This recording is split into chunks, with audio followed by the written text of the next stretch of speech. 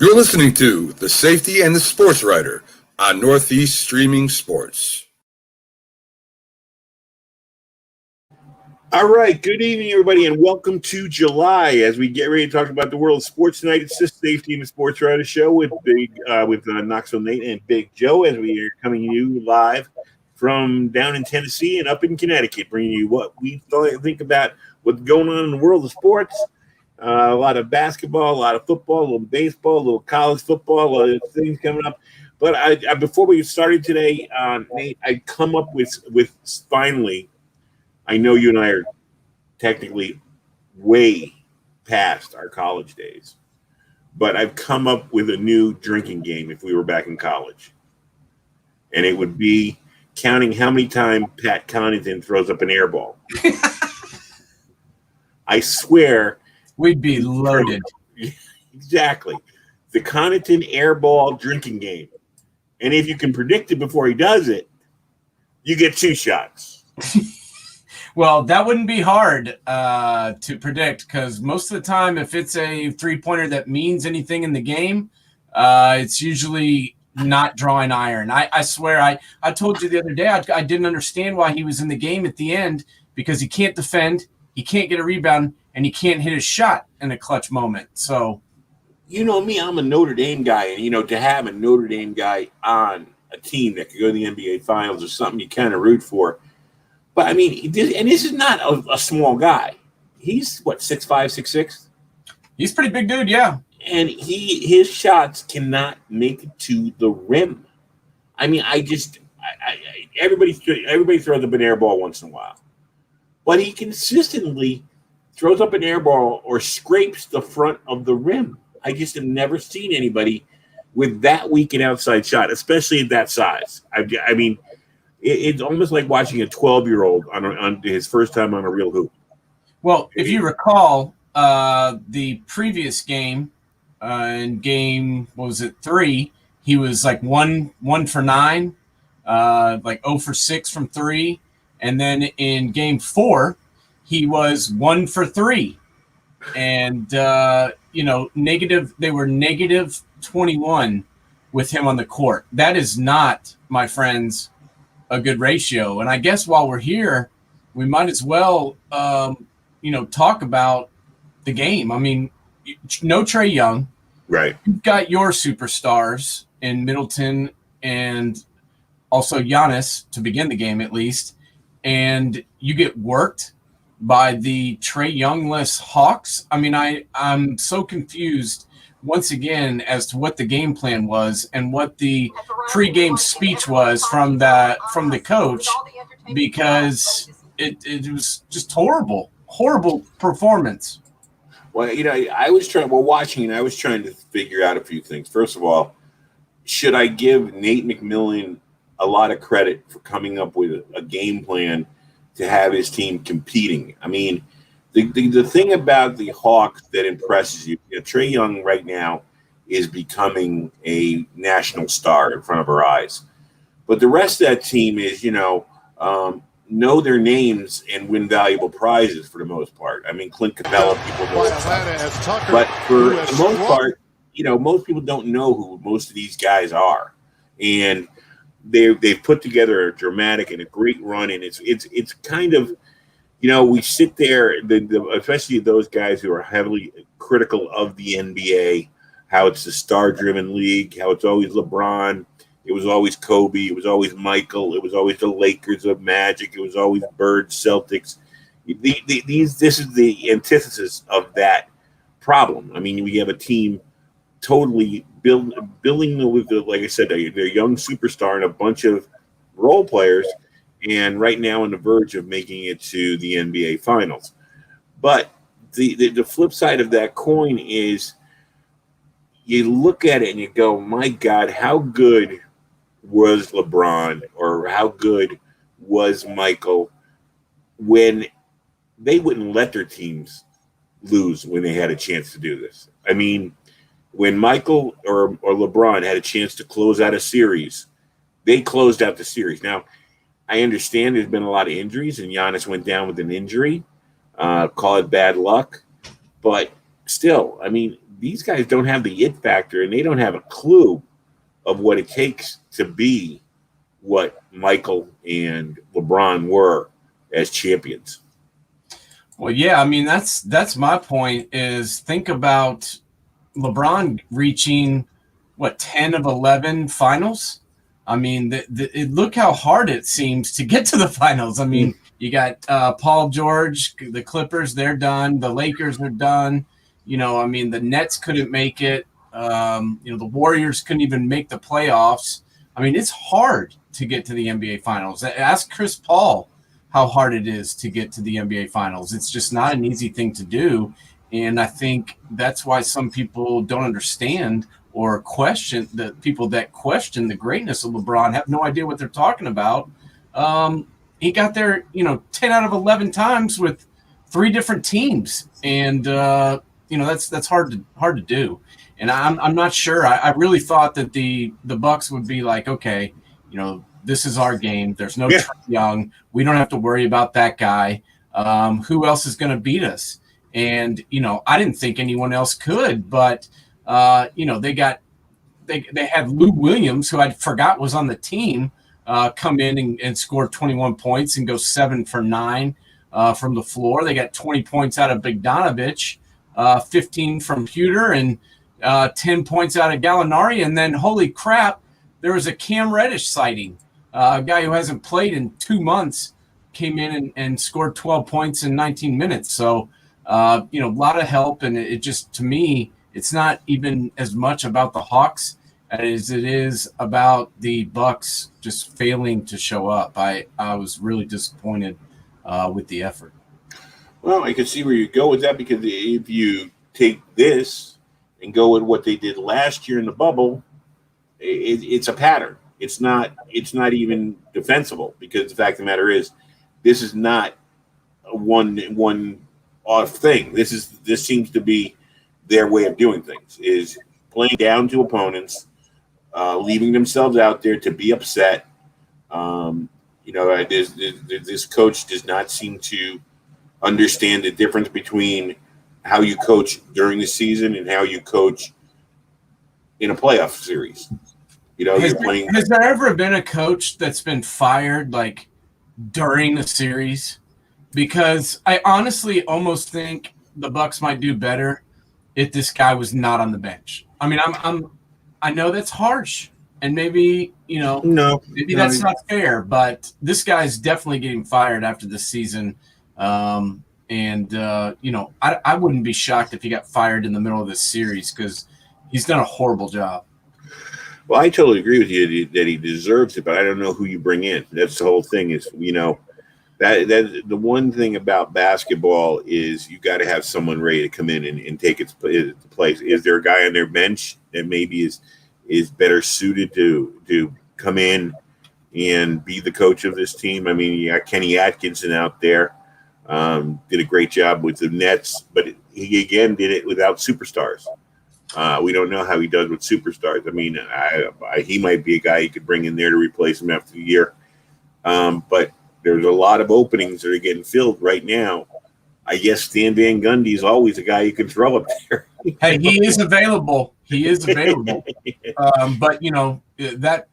on that same front, Chauncey BIllups is no longer available, as he is now the head coach out there in Portland. I forgot about that. I forgot about the controversy he had that was in Portland, and how now it's become a big deal. I feel sorry for Chauncey. I think he deserves a shot. I just think he deserves to be. I mean, that's not the place he should have been, but I definitely think he deserves a shot at being a head coach. Of course, the thing that's going around is why Becky Hammon didn't get a real shot. And I don't know. That's the whole thing. Pro coaching is in the NBA is probably the trickiest needle to thread for me, because it's a very short window where they listen to your voice. So you better be ready to capitalize when they are willing to listen to you. And it's a star driven. Every team has their own stars, and they're going to command. If you don't have the star on your side, you ain't getting very far. So I think you got to get the right person in the right place at the right time, and with the Bucks going to at least have made the semifinals. I don't know their choices are going to be very strong in the offseason for a replacement. Well, I mean, who knows? I haven't really been excited about many of these hires that have been done. Chauncey, I've always loved him as a player. He was on Ty Lue's staff in LA for the Clippers. So, he's at least been around, involved in the coaching aspect. But my only problem with them being hired in Portland is he's going to be expected to win immediately. Damian Lillard's not a young kid just out of the draft. I mean, this is a guy that's over 30 years old. They've struggled. They got rid of their coach this year because they, didn't improve, didn't make it far in the playoffs. I think he's going to be expected to not only win, but win right now. Yeah, but what team is he going to have there? I mean, are they going to get rid of Lillard? Is Lillard going to demand a trade? They already seem to be totally for getting rid of McCollum. They've run out of patience with him developing into the, for lack of a better term, the Pippen to Lillard to Jordan. Carmelo Anthony's, fading at best. I mean, you can't just suddenly make him your number 2 option. So I don't know. You're asking me? My feeling on their roster. I've always felt like the last few years, that their coaching wasn't really the problem. My feeling always was that they were a player or 2 players away from being able to compete with these guys, and that's what's shown up every time. I mean, Carmelo obviously past his prime. They had Derek Jones Jr. this year, and Anthony Simmons and Norman Powell, and a lot of guys that are 3 or 4 or 5 guys, not really number 2, number 3 guys, and I can't see Damian Lillard and CJ McCollum leading a team to a championship. It hasn't happened, and I don't see it happening. So they need to make some changes on their personnel. But who's available in free agency? Not anybody that can take them to a title run. Well, the hardest thing that I think to identify, because you spend so much time talking about the stars in this league and concentrating on the stars and the coaches, is that what gets lost between the arguments is the Clint Capellas of this league. You look at Clint Capella, he walks in and all of a sudden he does all those things and that turn a team around. You know what I mean? And there's not a lot of him around. I hit players like him around, but if you could find him, a player that plays like him, a player that doesn't mind being, the number 3, like Ayrton out in Phoenix, doesn't mind being the number 3 guy. You know what I mean? Draymond Green, and for as big a mouth as he had, he didn't mind being the number 3 guy when they spoke about Golden State. And those are the type of players you got to pick up. That Oladipo, those kind of guys that I'm trying to think of some other guys that just are those high character role players that would make McCollum and Lillard probably be into a winning team. No, I agree. It's just you got to have somebody that can get you there. I mean, if you look at the Hawks, the Suns last year, you're talking about a team that won like 34, 40 games, and then you add Chris Paul, and it's a whole different ball game. I mean, this team has been different from the beginning of the year. They started to show some flashes last year in the bubble, as we've talked about a bunch on the show, but they never, were a dominant team until he arrived. And I think he showed these guys how to win. He gave them the belief that they could do it.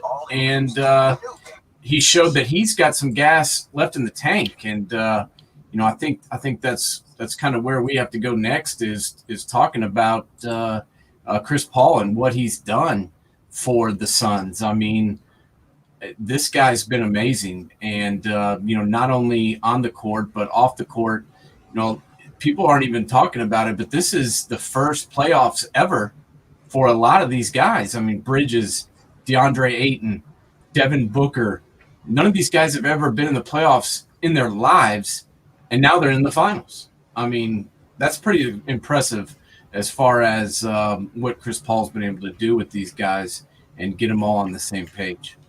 Well, I think the good thing is Chris Paul finally got the perfect team around him. He got a good young coach who's willing to listen to him and going to be a partnership with him. Most people, I don't want to say coaches stymied him. I don't think they did, but they didn't understand that when you got a point guard like Chris Paul, it's kind of his team, coach. Back off and let him run the team.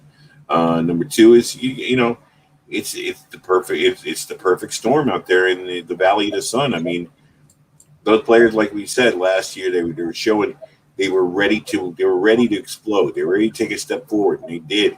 All they needed was that one guy to show them the way. I mean, and it does your heart good as a sports fan, just as that a guy who's been as upstanding as Chris Paul. Everybody wanted it. He was the guy that was going to come to New York with Carmelo and straighten the Knicks out.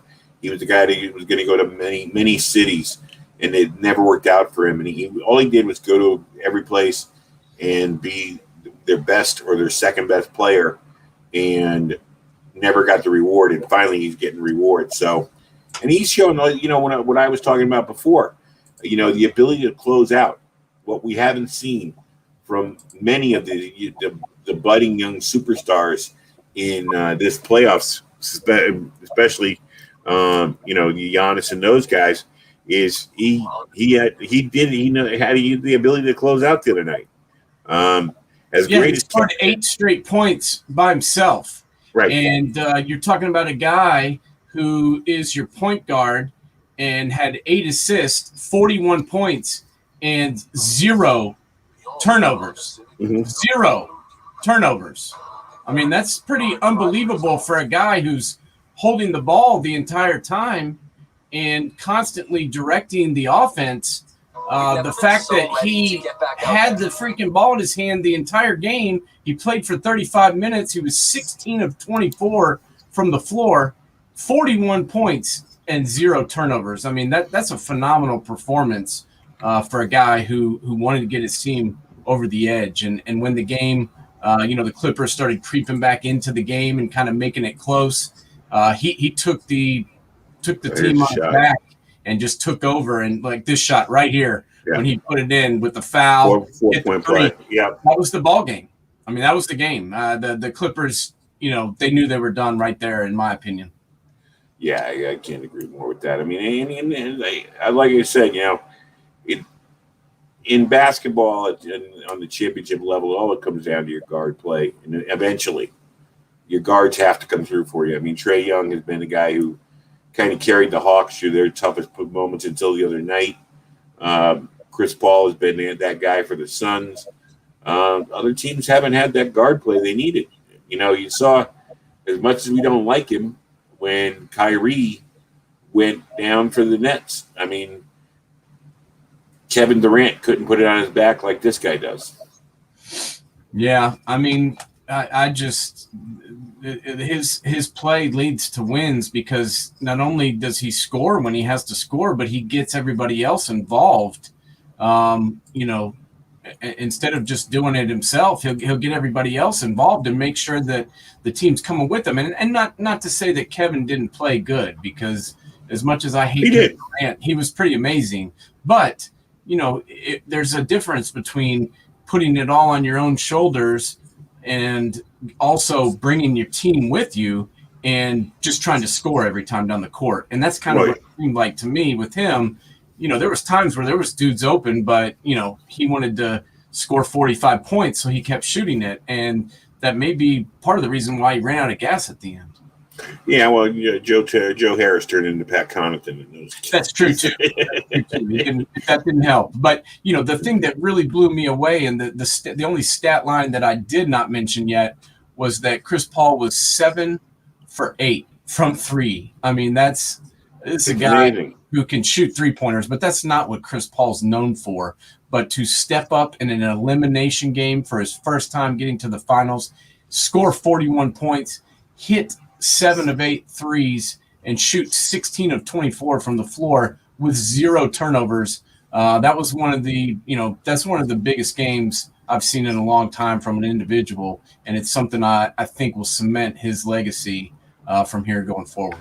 Well, you were the one calling him MVP early in the playoffs, and he has ridden that statement throughout the playoffs, so you got him early. Thank you for bringing that up, because I wasn't thinking about that right now, but my God, who's been more important to their team over the past 2 months, Jokic or Chris Paul? Chris Paul.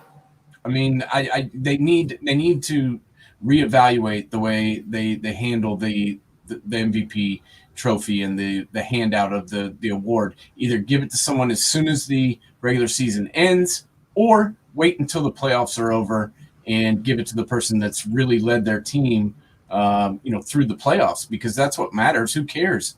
You had this great regular season. Well, hell, you lost in the first round, so who cares? All right. Well, we're coming down to the Bucks, Hawks. I mean, it's gonna be the last man surviving. I mean, the stars are gonna be on the bench. Right now, you'd have to favor Atlanta from the way they played the other night. While Chris Middleton's another one who just doesn't seem to be ready for prime time. Well, I mean, he is one game. He had the big game where he scored 42 points and hit 8 3, or he had 8 threes in the second half, and was the reason they won the game. And then come Tuesday night, he fails to show up, and he ended up with 16 points, and they were negative 25 differential with him on the court. I mean, that's absolutely ridiculous. And this is a guy that I really like and think is a solid player, but he needed to show up and he needed to step up, especially after Giannis went down. The onus fell on him, and he was a no-show. So you would think based on that game that the Hawks, are in the driver's seat. And I agree with you, because before that game, I would have said the Bucks were, but who knows? It kind of seems to shift back and forth each game. One team gets up and really, uses all their energy, and the other team, gets beat down. But, the way that the Hawks played and the game plan that was laid out by Nate McMillan, I agree with you. I think they got as good a chance as anybody. We've never been so ready to get back out there. And I think, another thing about Middleton is he's too inconsistent to be your number 2 option. He's your number 3 option. You need to get for Milwaukee to get over the hump, they need a solid number 2. I mean, if you look at what Phoenix is doing, if Chris Paul's not up to it, Booker's up to it. Tatum and Brown in Boston. You can go up. Anybody who's a solid 2 option means he's going to be there every night, not just when it's convenient for him, or even that night he went off. Giannis had, I think, 30 on that night too. Yeah, I remember at least. Yes, I mean he had 40. Giannis had 30. Okay, that's nice, but it's you needed that 40 instead of the 16. Yeah, he had 38. That particular game, Middleton had 38 points, 7 assists and 11 rebounds, and Giannis had 33 and 11. So, they obviously Middleton was the difference, and that's kind of what I've said since this series began. If you go back and listen to the tapes of the Safety and Sportswriter show, I've kind of said it. This team goes how Middleton goes. If he shows up and has a big game and hits open shots, they tend to win. If he disappears or is not hitting open shots, it goes the other way. Yeah, but even in that game when he hit 38, if you take away the fourth quarter, he's down under 20 points. He had 20 points in the fourth quarter alone? Something like that, yes. Yeah, it all comes out in the end. It doesn't matter where but it just shows how he's been in these playoffs. He's been a phantom. he's been a little streaky. This is a guy that's he's a two-time All-Star. I mean, he's a very good player. It's just when it comes to, and this is what we're talking about with LeBron, when it comes to making it to the finals and winning championships, you got to be on point every night, and that's what makes LeBron so amazing for getting to 10 finals out of 11 years, because that guy rarely failed to show up. And is it kind of a referendum on Giannis as a leader? The thing about LeBron, the thing about Michael, the thing about Magic, the thing about Bird, they were not afraid to jump in your face if you were a teammate not doing what you're supposed to be doing. They were the sheriffs in their locker room. Giannis is now looking like very soft as a playoff. I don't want to say soft as a playoff guy, but soft as a leader. I mean, he's been out there killing himself. I mean, I know I would turn around after a while, and I'm as mellow a person as you can find usually, and I would be, WTFing these guys going, I'm breaking my back, and now I got a knee injury. Can one of you do something for me? No, I'm with you. I really like Giannis. I think he's a great basketball player. I think he's a really great guy, really nice guy. But I'm with you.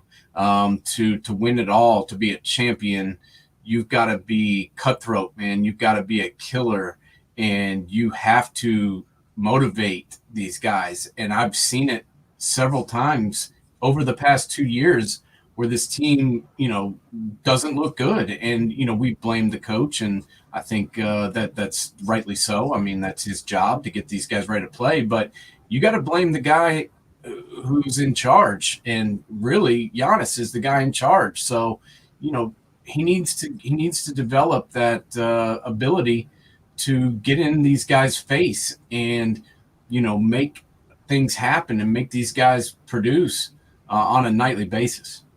Is it tougher for the big guy, for the center, to be the sheriff, to be that guy? I mean, I grew up watching Wilt Chamberlain towards the end of his career, and he was known for being a nice guy. You know what I mean? He was not. Everybody said, man, if he ever got mad, he'd kill somebody. Kareem needed Oscar early in his career, and he needed Magic late in his career to be kind of the sheriff in the locker room for him. Bill Walton, when he was around, Bill Walton was a lead by example kind of guy. Even Shaq. I mean, Shaq, it was more Kobe being the loudmouth than Shaq when they were having all that success. Hey, now that's Shaq would get in your face, man, if you didn't bring it. I don't remember him being that way. I mean, I think he's more of a lead by example guy. I don't feel like that. I think it's tougher for the big guys to be the sheriff. It depends on the personality. It depends on the personality. I mean, I saw David Robinson hold people accountable every night, even late into his career when he, had all the back surgeries and he wasn't the same guy that used to score 30 points a night. He still was the leader and he held his guys accountable. So it can be done. It just depends on, in my opinion, the personality of the guy, of who is the leader. And you know what? You can lead by example. And that's kind of the Tim Duncan approach. He didn't say a whole lot, but if you go back and watch the tapes in the fourth quarter, he said quite a bit, and he got his team to rally around him, or he got them to step up. And that's why they were so successful. And, that's what Giannis has to do. I mean, he does everything else. I mean, the guy is unbelievable to watch. And either that or they got to get a coach in there who will be the sheriff. Yeah, or bring someone else, or bring someone else who's got a very eclectic personality who can get guys to rally around him. But that locker room's getting pretty full at this point. You just got to make it happen right now, in my opinion. All right, so do we give the are we looking at a Hawks-Suns final if we're as of right now?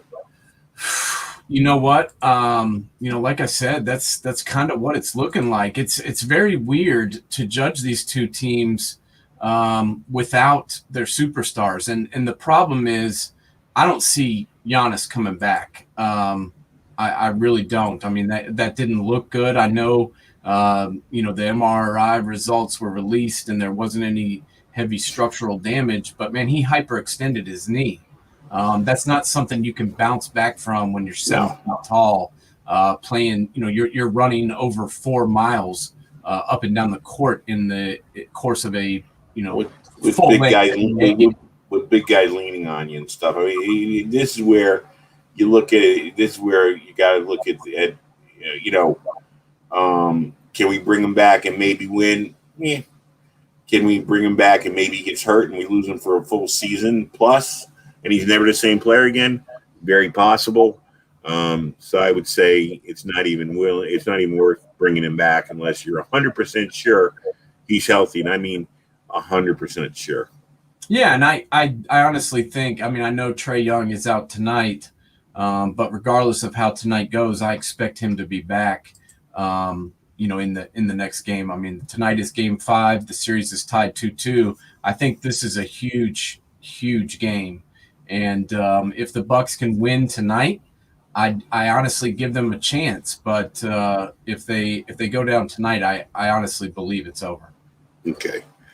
Let's go a little bit off the track here and talk about a little college football, or college sports, I should say, right now, where oh, thank you, government, for getting involved now in opening up the genie bottle that we're going to have to deal with for the next years as the players are taking this new ruling and running with it. And I always feared this. I said it from the beginning. There has to be a way of not. I understand it's the American way. It's compensation.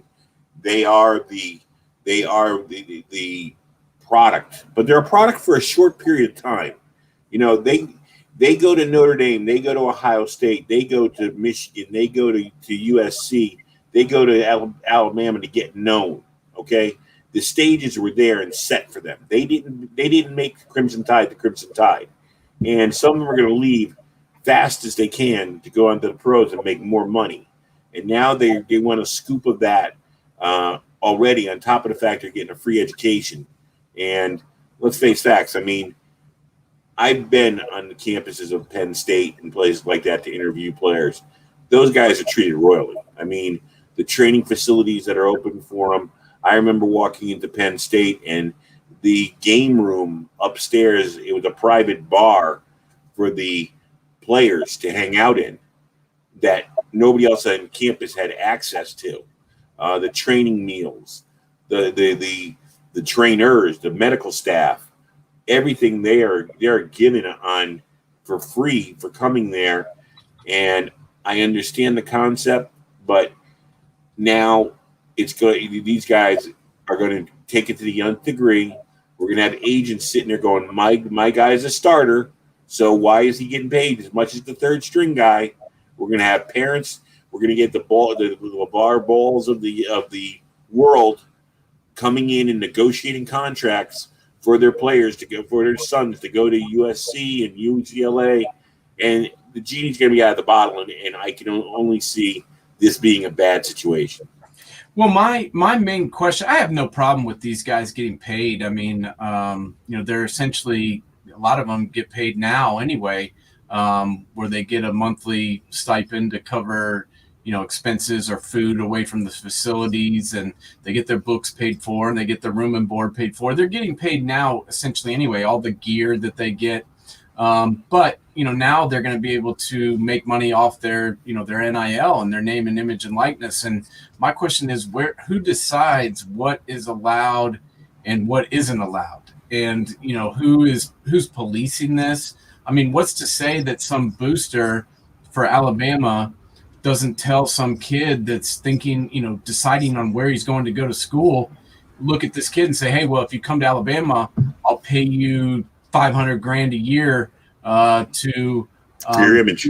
Yeah. To I have a law. I have a law firm. We're gonna put it on the sign. To be on the commercials for my car lot, and I'm going to pay you, $250 a year to be on our commercials and to be our official spokesman. I mean, I don't know. There's really no way to tell where this is going and where the line is because there's really no way to stop these schools that have extensive boosters from getting involved in paying these kids to make their college decisions, or to make the decisions on where these kids are going for transfer. If some kid decides, hey, I don't like this school anymore, coach leaves, whatever, now you can essentially lure a kid to your campus by offering him a way to make money off his name. Yeah, and it's just it was already bad in basketball with the one and doners. Now it's going to be even worse. I mean, it's going to be, like you said, Booster City. Kentucky will get everybody. I mean, those guys have no shame. So, I mean, they'll just grab the 14 best freshmen every year and say, here we go. Well, yeah, in Kentucky basketball, I don't know if you've ever been to Lexington, but being here in Knoxville where I am and being close to Lexington, those fans are rabid. And I'm telling you what, Calipari can now walk into these kids' kitchen and dining rooms and be like, listen, you can make $100,000 a month signing autographs. And there's no way that that they could not do that. I mean, it's very easy. They're selling their autographs now. I can't drop a name, but I mean, in one of the places I used to work, I dealt with one of their big boosters, like Kentucky. And believe me, this guy's wealth, there is no end to it. So if he wants to, I mean, for God's sake, you got, what's her name? Judge, who's a big Kentucky booster, Naomi Judd, give the kid a partner next movie to come to the campus. I mean, as I said, I saw nothing wrong with the kid picking up $1,000 signing autographs at a car dealership on a Sunday, for his likeness and stuff. But this just, the genie's out of the bottle, and it's just going to be getting worse and worse. The kid up already, the kid the kid up in Wisconsin, he got his trademarked his name, the quarterback, and he hasn't even done anything yet. Yeah, but he sucks. My thing is the kids that are actually good. Where's this going to go? And I know that locally here, some of the players are already meeting with these sponsors. They're having a big meeting in town with a lot of the big sports sponsors from the area, and they're going to talk to them about working for them and how they can help those businesses. That's what this, Cade Mays is the guy that actually is putting this on, and he is having a kind of a workshop talking to these businesses, telling them how these kids can help them make money. And look at them, look at their Twitter, handles. They've got thousands and thousands of followers. Hell, they could just post something on their Twitter feed and charge people per hit, and that's another way to make money. And I think the kids will be smart about it, and especially the ones that are getting guidance from people that know what the hell they're doing, where they can make a lot of money with this. And the thing about it is like, okay, then whatever the courts want to do, whatever the government wants to do, just know that you've now totally blown the term student athlete out of the water. It doesn't exist. If it ever existed, it doesn't exist now. And it's now, it's student businessman, or businessman athlete, whatever you want to call them, intern, whatever you ever want to call them. They're not coming to college for an education. They're coming for an internship. That's basically what they're doing. It's going to be interesting if there is a backlash at all. I doubt there will be throughout the student body who sits there and goes, yeah, you got a free ride to college. Now, I mean, let's face facts. Some of these guys, you've met them. You've been around campuses. I've been around campuses. They're kind of full of themselves. And maybe the campus people get rid of them. You just sit there and don't go to the games, whatever. Well, that would be, a way to do it, but I don't see people down here in the SEC. I know one thing about stadiums, man. I mean, they're going to pack those things no matter what. The question is, where does it end? And, how much, what about the instances where the school would have like a meet and greet the team day, like, they used to do here in Tennessee, and they've done it in the past up at Ohio State, where you can go and they'll do a scrimmage or have a dunk contest or something, and then the fans get to meet the team after the game and get autographs. Well, do you have to pay for that now? Do you have to pay is each player going to have a different number next to their table where you have to pay a different amount? Oh, I'm sure. I'm sure. Yeah, the walk-on kid, you can get his autograph for $1 maybe, or even free. But you get down to the superstar. There'll be a private room for the stars. There'll be a private room for the stars. It'll be like going to a strip joint. You want the lap dance? You got to pay extra to go in the back room. So if you want to see the big star, that's what you're going to see. It's going to be disgusting, and it's going to be it's going to take all the. I just don't give me any of this history, legacy, tradition, because it doesn't exist anymore. It doesn't. It's all. The more this money has come in, it is just broken down. Whatever you believe in sports, and my big thing to all these guys in 10 years, these boosters, I'd love to do a show. If you and I are, hopefully we'd be big like that, to bring in 5 or 6 of these big boosters and ask them what the fact of the matter is that, say somebody like, okay, we'll say Tennessee. When is Tennessee ever going to win a freaking national championship in the next 10 years? No, they're not going to. Okay, so you've invested $2 million. What'd you get back from it? What were you doing it for? You know what I mean? I understand somebody, people want to bring the athletes in so they can win. But not everybody can win. Somebody has to lose every week. And we already know that Alabama and Clemson and Ohio State are going to be the 3 best teams in the nation next year if they all stay healthy. So the fact of the matter is, you're playing from bid number, 4 through 8 or whatever, which is 12 now. And so, I'm just sick and tired of the hypocrisy of, oh, they're student athletes. Oh, they're doing it for their college. Oh, they're doing this. They're not doing it for themselves. And now they're getting rewarded earlier. They don't even have to wait anymore. And the one thing that I agree with is that, a lot of these kids get screwed because they get hurt and then they never get drafted. And, that's where I can see this being something that's helpful for some of the kids that, are big time superstars and bring in a lot of money to these universities. And then they get injured their junior year or their senior year. They don't get drafted. They don't get picked up at a camp, and then their career's over. And that happens to a lot of kids. So maybe this will be a way they can actually make some money. But it's unfortunate for those guys. And I there's guys I covered when they were high school kids that went to college, and Silas Red, one of the best football players I ever saw in high school.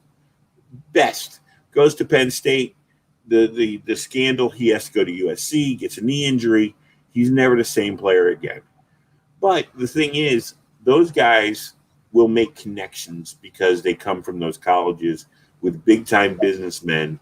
And if they work it right, they'll find their way into the business community. When the injury happens to them, you know what they become? Students. They're you and me. They have to go through life and work. It's unfortunate, but everybody's career ends at some time. Mine ended halfway through high school. Your ended in college. Other kids end in Little League. Not everybody. My point is, though, that these universities chew these kids and spit them out. These kids are so important to them. They love these kids. They give these kids everything. Well, as soon as the kid gets hurt and can't play for them on Saturday anymore, they're misfits and they could care less about them. And I've seen it happen time and time again where, they don't make it to the pros, and the universities made millions and millions of dollars. And that's why I do kind of side with the athlete, because I think they deserve some of that money. Paying these damn coaches $8-10 million a year. I'm paying that. I have no problem with cutting their pays. I have no problem with that, man. But I also they don't win a game without these players. I can tell you that. I also know two guys. One went to Notre Dame. One went to Auburn. They were the fourth-string punters. Never got on the field to say. The kid who went to Notre Dame, I'm not going to name him there, but you know what he brought home? He brought home a trunk full of Notre Dame damn full footballs that he sold on eBay and made a fortune on. So I mean, it's like I the whole thing is a lot of this is not already going down. These guys sell their jerseys, they sell their autographs, they sell their game, game used footballs, game worn memorabilia. They sell that stuff now, and they should be allowed to sell that stuff. I mean, if it's theirs, especially, or if it's balls that the equipment guy gave them, they should be allowed to sell that stuff and make money off it. But sports is a pyramid. Eventually, you're not going to be able to play anymore. And at some point, whether it be an injury or someone's better than you, there's a lot of guys that it ends in college. They never got their chance. They were recruited. Somebody was recruited behind him. The kid, I know the kid's name, Cole Stout. His father played for the Pittsburgh Steelers. His brother played for Mississippi, got injured. Never got a chance to really play in college. He was the quarterback who backed up Deshaun Watson. And then what happens? Another quarterback comes in and takes his starting chance. He never got a chance. Now he's coaching somewhere in college football. This happens all the time to kids. Your career ends. But, I mean, I can't feel sorry when their career ends that they got to be rewarded with millions and millions of dollars because they didn't get to win to live out their pro dream. That happens a lot. It's kind of bogus that in college football, and this is, me coming from the player's perspective, obviously I never had the opportunity to make millions of dollars, but I've seen these kids that are forced to go to college for 3 years. And I'm talking especially here about, I'll give you a really good example, and that's Chuck Webb, who was the greatest running back I ever saw play live in my life. This is a guy who, as a freshman, was starting for Tennessee and splitting time with Reggie Cobb, who was a third-year player. This guy was unbelievable. His sophomore season, he was even doing better and running all over people.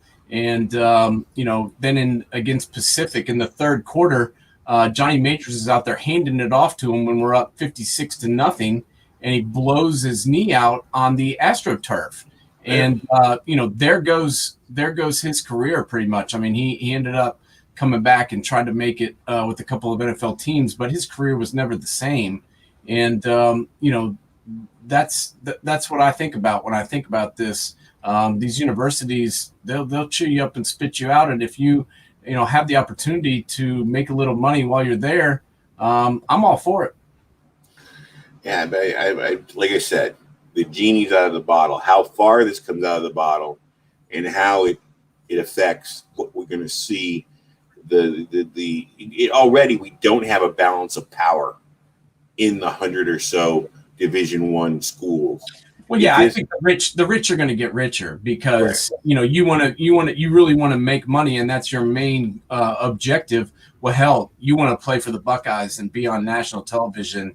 9 of your 12 games. You want to go to Clemson and be on television. You want to go to Notre Dame. You want to go to Alabama and be on TV at 3:30 on CBS.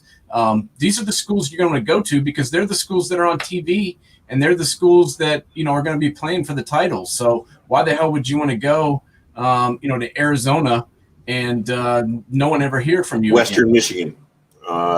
Your MAC conference, Ivy League, Boston College, Wake Forest, Duke, any of these second tier, middle of the road football teams in college football. No, you're not going to go there. You're not going to go to Colorado State. It's already like that now, though. I mean, yeah. Let's be honest. I mean, Alabama's been on the pedestal for 10 years.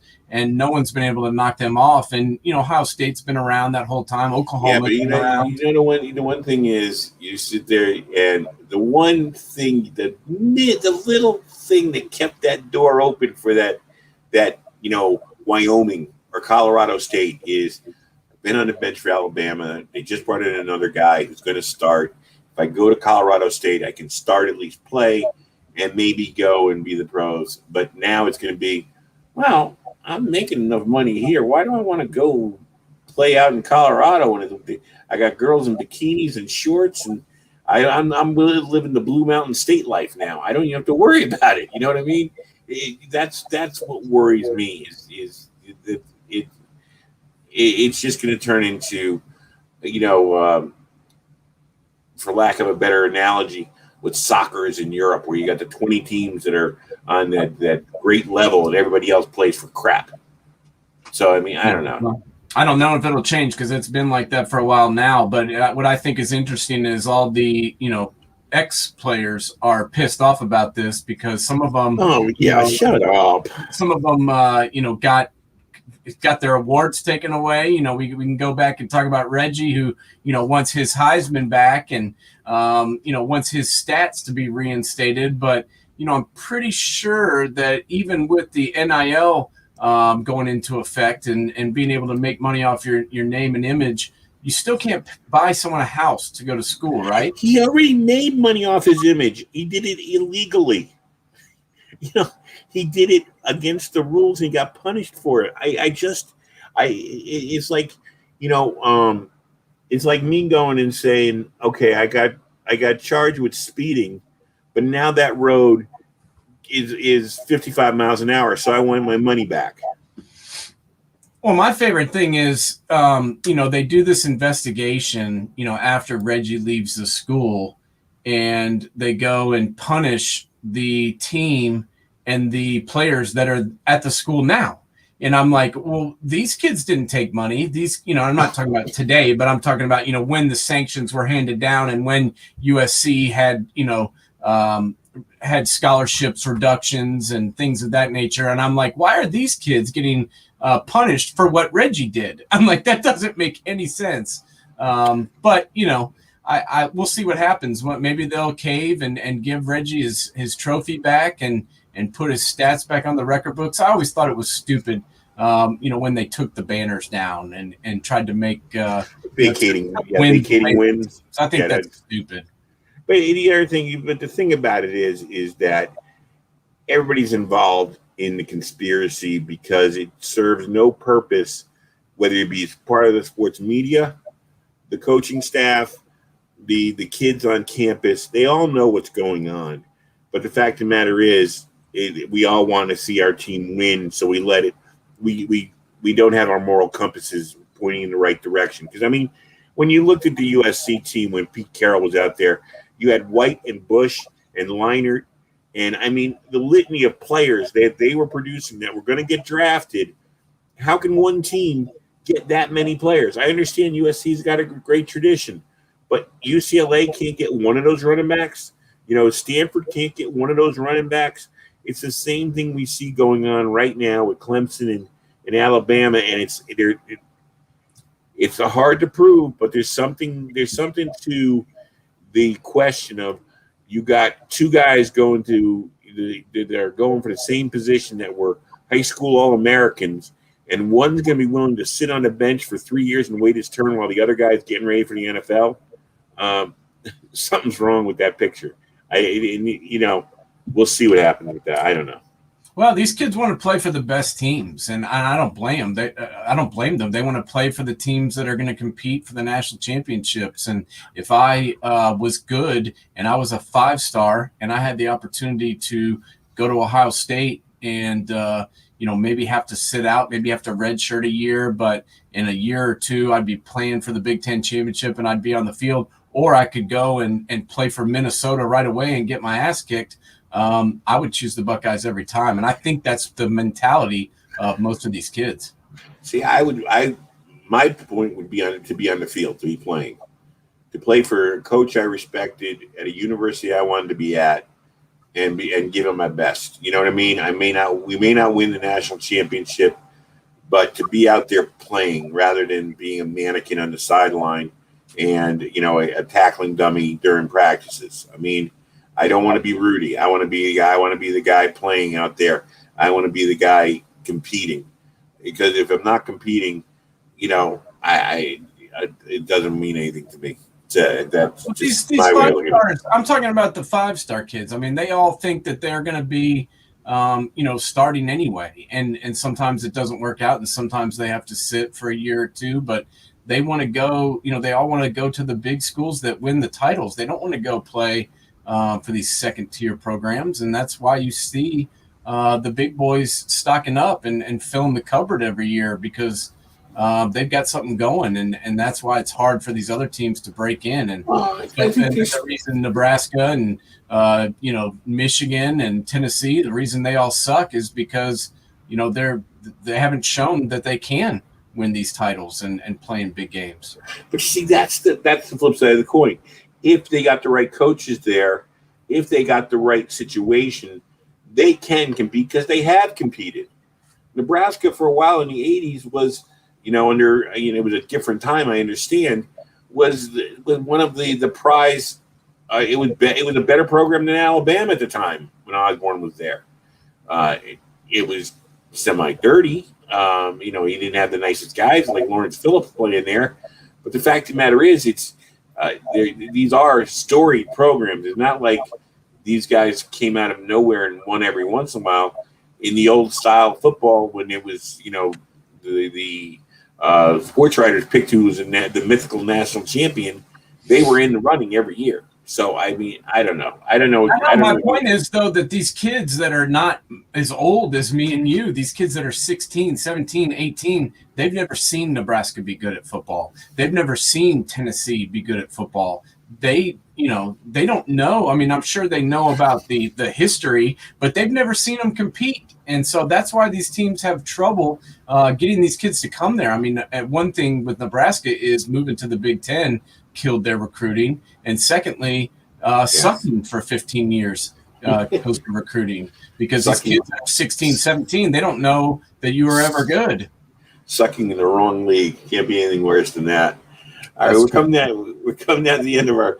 I wanted to hit one topic before, because it was on one of the ESPN shows the other morning, and they were talking about quarterbacks with the most pressure in the NFL, and we touched on it a little bit last week.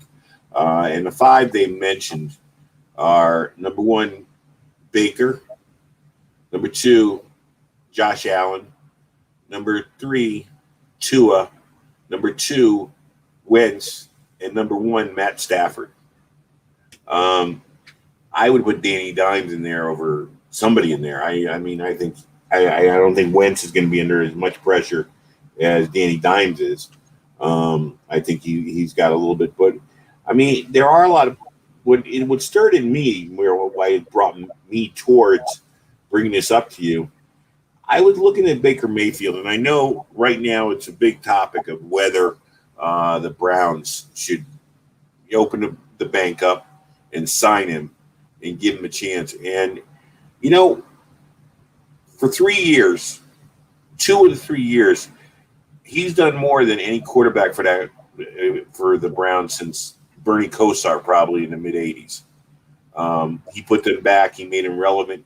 His rookie year, he almost got into the playoffs. His second year, they take a step back, but you could blame some of that on the fact that they made a bad coaching choice. And now that they've got the right coach there, they make the playoffs. They win a playoff game for the first time in 20 years, 30 years. I don't see why the Browns shouldn't take the chance and make him their long-term quarterback. I don't know what you, because I think, he's not Mahomes yet. He's not Jackson yet. But those guys first of all, Mahomes went into a program with one of the best coaches in football. They were making the playoffs every year. Jackson, kind of the same deal. Maybe not as much as Andy Reid. And Josh Allen, more like what Baker Mayfield had to go against, because Buffalo hadn't been in the playoffs in years. But still, they were heading in the right direction and moving on up before he got there. Baker Mayfield, they were winless. He's going to get paid. He's going to get paid, and he deserves to get paid. I mean, this is a guy in 2018 in his rookie season, he threw for 3,800 yards. His second season, he threw for 3,800 yards.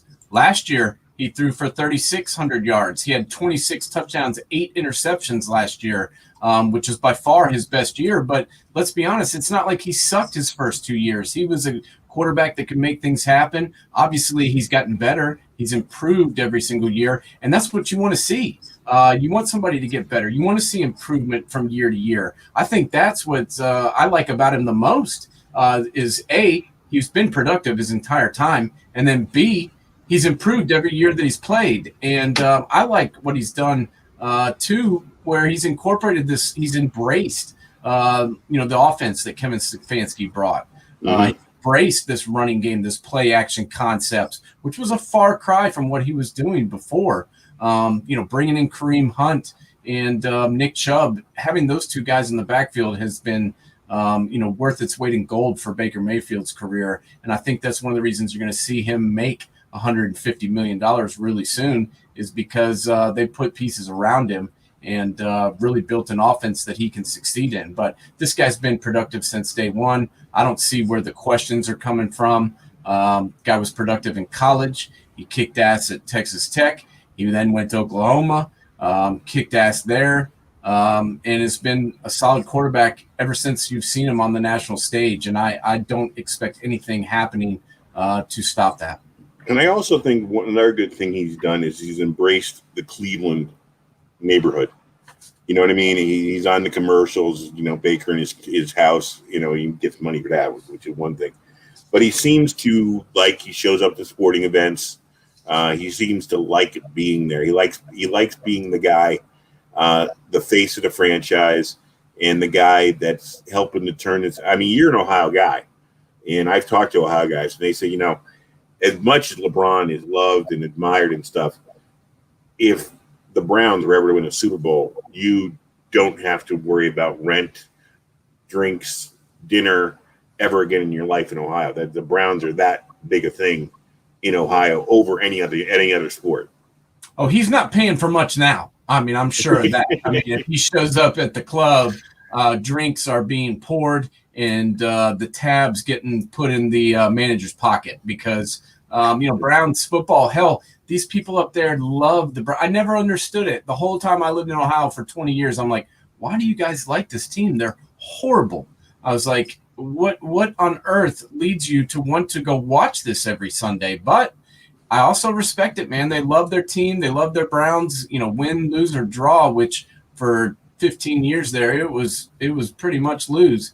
They stuck with it. And now that they're good, they can't get enough of it. And I'm not professing that people are jumping on the bandwagon because they're not. Hell, they loved their Browns even when they were horrible. So now that they're winning, it's just even more amplified. And I expect them to compete for the title this year. The only thing that's kind of going against them is the division that they play in. I mean, they've got to play the Ravens twice, maybe three times. They've got to play the Steelers twice, maybe three times. Both of those programs are still very good football teams, and Joey Burrow will make it will make it exciting with his brand of football down in Cincinnati. So we talked about it, I'm sure, but throughout the summer and throughout the fall, it'll be one of our big topics. Will be the competition in the AFC Central or AFC North, I should say,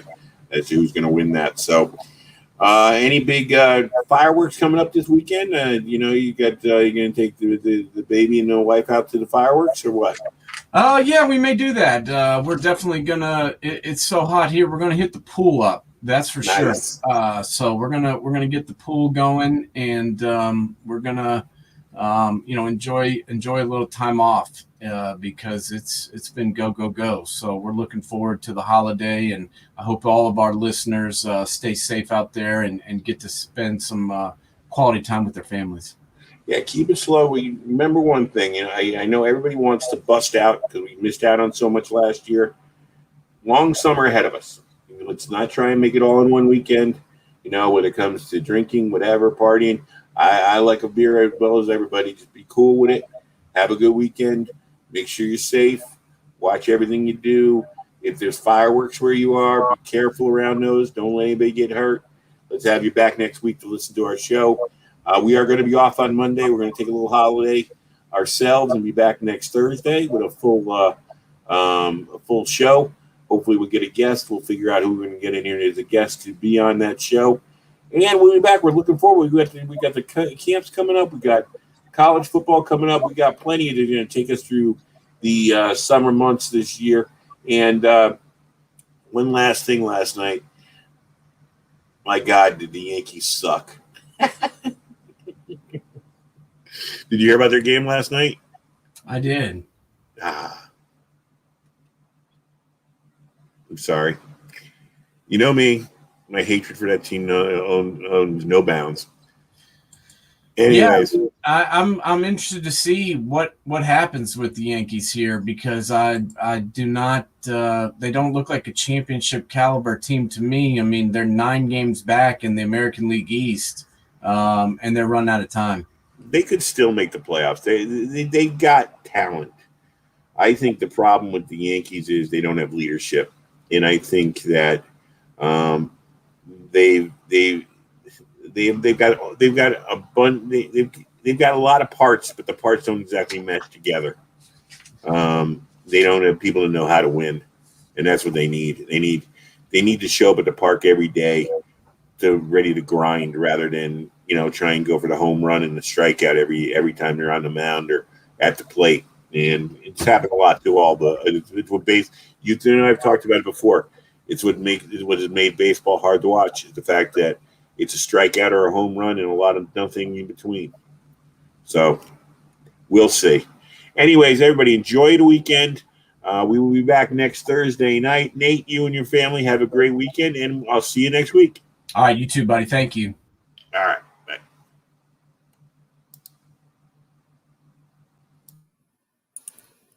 You're listening to The Safety and the Sportswriter on Northeast Streaming Sports.